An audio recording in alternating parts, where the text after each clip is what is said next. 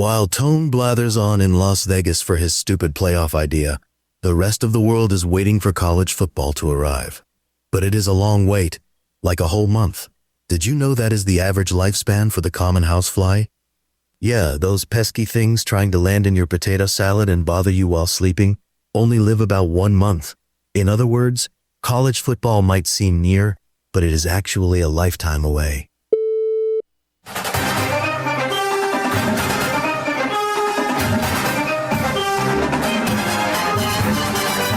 The countdown is on.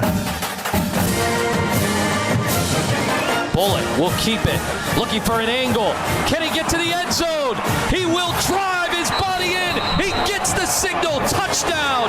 The Zips are rolling early against Eastern Michigan. Finley over the top. Caught. Touchdown. Jarvis Rush with his first score of the season. 36 yards. First play of the game for Akron is a pass incomplete. Amari Granger in a foot race. Granger to the end zone. And a touchdown on the opening play of the game. 72 yards. It's time for 25 teams in 25 grums. Number one, I'm kind of like an AI voice guy. He's got some really neat perspective. Oh yeah, interesting on this month. Mm-hmm. Also, congrats, Nick. Look at the nice little backdrop you have for us in the video. Mm-hmm. We got the Akron Zips logo because we have a guest in the stream today. I love it. Dave Skoczen is the voice of Akron football and joins us here on the Prairie Flower Casino Zone StreamYard. How you doing, Dave? I'm doing great. How are you? We're doing good. Well, the Zips have had just one winning season since 2015, but it seemed like last year they built some momentum, closed off with winning 3 out of their last 5. Does it feel to you as we enter the training camp portion of the season that there's been some momentum that can carry into this year? There is, and it's different because the last couple of years have seemed like there was almost momentum. So Joe Moorhead's going into his 4th year as a head coach, and he was the OC at Penn State and Oregon, head coach at Mississippi State. But it's felt like they've had so many almost, and then they'd shoot themselves in the foot, right? There'd be a chance to win the last game or two of the season. But this year they beat the arch rival Kent State week 11, and then the last game, Toledo, who is perennially a really good team in the MAC, came to Akron, and it was one of those Tuesday night MACtion games, and they got them. They blew a lead, but managed to win in overtime. So yes, there's that momentum, but man, we are in this world of half the team's gone from last year. So we're all living in that. However, Ben Finley is back, and he's the quarterback.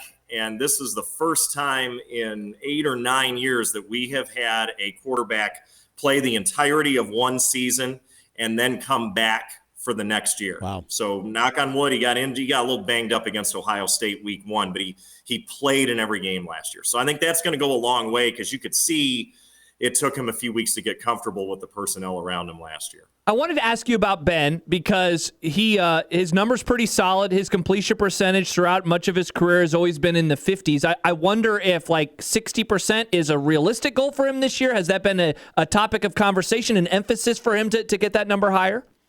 I think that is realistic, and part of it is, last year's Zip schedule, Ohio State, South Carolina, even Rutgers, which you usually think, it's Rutgers, but, they're better now than they used to be. So He had 3 games where there wasn't, a very forgiving defense. And, I think the other thing with Ben, all right, he's been at NC State, and he's been at Power. What are we down to? Are we in Power 3 or 2? Or how many Power conferences are left?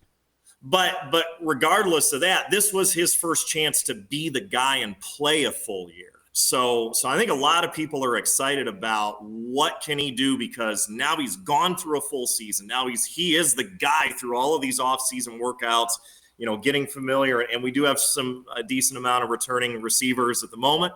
I think 60%, sure. I think I like that. I'm going to use that. Thank you, Jeff. David Skoczen, the voice of Akron, joining us in 25 teams and 25 grums. The leading rusher from last year, Jordan Simmons, left for the portal, but pulled a couple of guys out of the portal. Jordan Gant, Chris G are two guys who are going to be expected to take some of that production in the running game. How does it look this year when you look at the running game and particularly up on the offensive line as well? I think the offensive line is the key, and it's interesting. So my first year being around this team, I mean, I went to Akron, but I went off and did minor league baseball in other states and all these other things. But when I ended up back in Ohio, and my first year I was the color commentator on the broadcast, and that was the 0-12 year.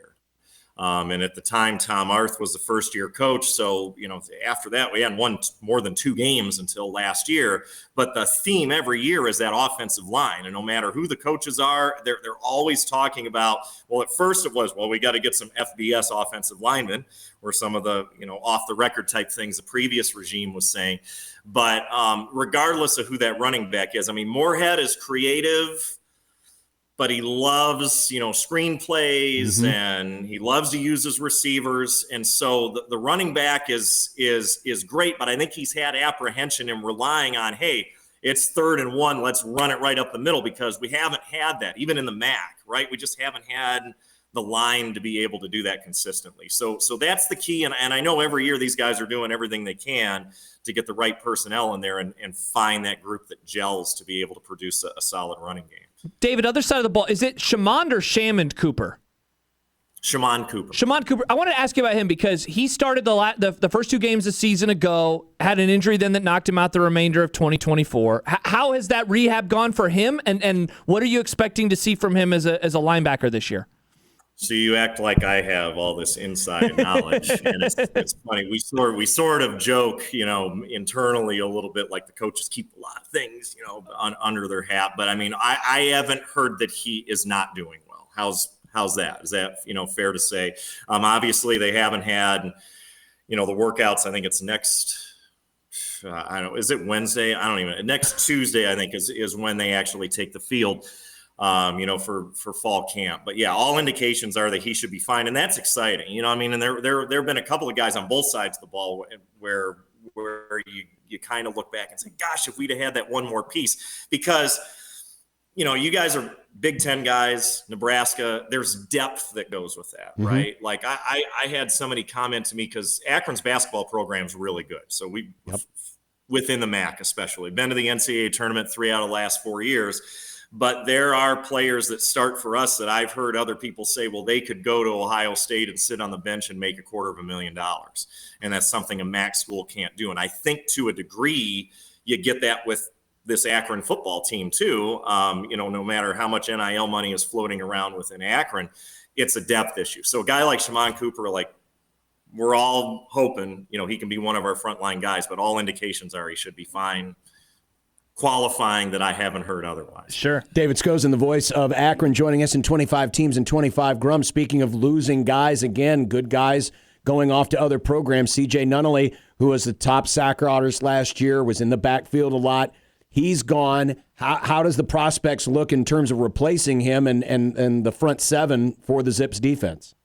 So I think that's part of the fun to a degree is, when you have turnover like that, and some of these guys, it's interesting, to be really frank, and maybe a little bit more than I should be, but a lot of guys will leave Akron and go into the portal and say, all right, I'm going to go somewhere and I'm going to make whatever. But there's the reality of, you weren't starting for a team in the MAC that wasn't that great. Where are you really going to go? And I wonder about the elasticity of the whole thing. Like, will there be a point where some people start to realize, like, hey, stay somewhere and develop for a couple of years and then try to go get your payday? But Nunnally's a great example of that. He earned it, right? Like he can go play anywhere in the country legitimately. So in terms of that, now there's one guy that came on. He ended up being redshirted. I mean, he's a linebacker, but Gage Summers was interesting toward the end of last season. And he actually went in the portal and came back since the end of last year. But he stepped up and really made some big plays for the Zips. So that's one to look at. But when I started this answer, which has now become long-winded, I said, well, that's part of the fun, is you never know who it's going to be. And that's the truth. And I can sit there and watch practice all day, but until you're in a game and you see what's going on, like we will have played once by the time we come to Lincoln, right? So maybe I'll know a little bit, but it's really going to be after your game, and then maybe after we go to UAB the next week where you start to say, okay, this dude is legit, and they're going to stand out this year. David, the Zips were in the news this offseason, of course, because of the APR postseason ban. Do you have any read on how that is going to affect the team, like that they cannot enter the year and say, like, hey, let's get back to our first bowl game in close to a decade? Like, they're unable to say that because of this. How do you think that affects them? Yeah, I think it's what a lot of people wonder. I think one good sign is that Ben Finley's still here. Mm-hmm. Right? I mean, as you're returning quarterback and he's still here. I think can Joe Moorhead rally them and say, you know what, we're going to go win the MAC anyway. Right? I mean, because the MAC eliminated divisions. So now, and we have 13 teams this year because UMass is coming in before NIU goes to the Mountain West after this season. So it's just like this wide open schedule, and they'll take the top 2 and put them in the MAC championship. I don't know yet if Akron is allowed to be one of the top 2. Now, Miami's really good. Toledo's really good. Bowling Green got Eddie George, right? Like, that's a big deal around here. But I think that's the rallying cry is like, look, let's go have a winning record. Let's be competitive and take a run at maybe possibly getting to a MAC championship game. I think that's the mentality that you got to start with and then go from there. But I do think it's a good sign that some of those key guys didn't just bolt out of here when that news broke. David, are you ready for some quick answer questions? Yes. It's a segment we call Rapid Fire. Rapid Fire. You do not throw rocks at a man who's got a machine gun. Rapid Fire. The most important player who is not playing quarterback. Israel Polk, young receiver. All right. Interesting. Oh, that was one that came off the board. I wasn't expecting that. Player that you're most interested to see how they contribute this year. Probably thinking more of like a newcomer. No, Bruno Dahl was a defensive guy. He did a lot of good things. I want to see the growth. Okay. Right? It's a lot of them. A lot of those dudes came on end of the season last year. What's your floor for an expectation that would be satisfying?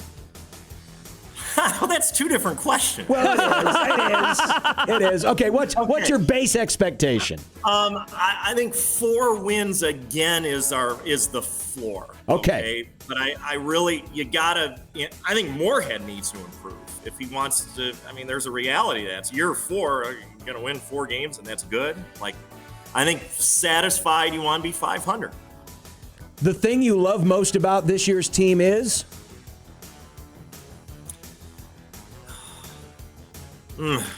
Momentum. You asked about it first question. Yep. Momentum. They won the last 2 games. Like you said, 3 out of 5. Quarterback back. Let's go. Momentum. The thing that worries you most about this year's team? History. We know about that around here, too. Yeah, we do. Yep. You got $10,000 riding on it. Your regular season record prediction is? 5-7. What percentage chance do you give Akron of winning in Lincoln? Ooh. 11. Oh, I like that. A specific number. Yeah, me too. Not 10, not 15. At least you didn't say 0 because it's going to rain again. Well, that was. Now, I wasn't around for that, but that year the Zips beat Northwestern. That was one of those. It was Terry Bowden was still here. Right. Real quick, as a student in 1997, my buddies and I drove 10 hours out there to go see the Zips as 56-point underdogs. And they covered. They were up 3-0. But they covered. They only lost by like 51 or so. I mean, I wasn't. David, that was my first ever game as a kid. I got tickets for my birthday from my parents for that game. With my uncle. See, so you're an honorary Zip. We were both there. There we go. Who's your pick to win the MAC? Ooh, good. That's a good, tough question. It should be Toledo, but they can never put it together. Okay. I'm going to go Miami. All right. I'll see Miami again. Yeah. And give me 3 teams that you would wager will win the national title this year. Holy cow. Well, Ohio State. Yeah. Right. What do you guys think of Alabama? I am starting to subscribe to them having a really good year. Yeah, I am too. I'm getting a little bullish on them. You kind of have to follow the money, right? Yeah. Like who's got the war chest? Gosh dang. I mean, obviously it's Ohio State. Tennessee is not. I mean, Ohio State, Georgia. We put Clemson back in there or not? Yeah, what do you think of that? Feel free. Yeah. I'm going to go your those answer. three. Why I'm not sold on Alabama post Saban yet. I just feel like I like it. You got 3 different conferences too, so Yeah. you spread the love around a little bit. Well, David, thanks a lot for the time. And this time you won't have to drive 10 hours to get here. I'm assuming you're going to be flying Charter here. flight. So There we go. A little charter flight. Let's hope for great weather and a completed game, a game that doesn't stop after the opening kickoff. And we'll see you in about a month or so. All right, looking forward to it. Thank you, guys. David, thank you. David. David Skoczen, the play-by-play voice of the Akron Zips. I love how he called me out. That's 2 questions. That was 2 questions. It was. Got to ask better questions. Yeah, John, what the hell? It was good. I thought it was a good question. The interesting team, and we talked about it in there. He said it's the question. I don't mean to pat myself on the back, but how this team responds to the APR penalty and not being able to go to a bowl game. Yeah, and I've not thought about that, but that's a great question because you don't know. I mean, you're kind of playing for pride. Mm-hmm. You definitely are. You don't even get to play for a bowl game. Yeah. And as David said, they may not even if they would finish top 2, they may not be allowed in the conference championship game. Yeah. By the way, that's a tough opening slate. Yeah, and it's Wyoming coming to town. At least you get Wyoming at home, but then you go to Nebraska, go to UAB. Yeah.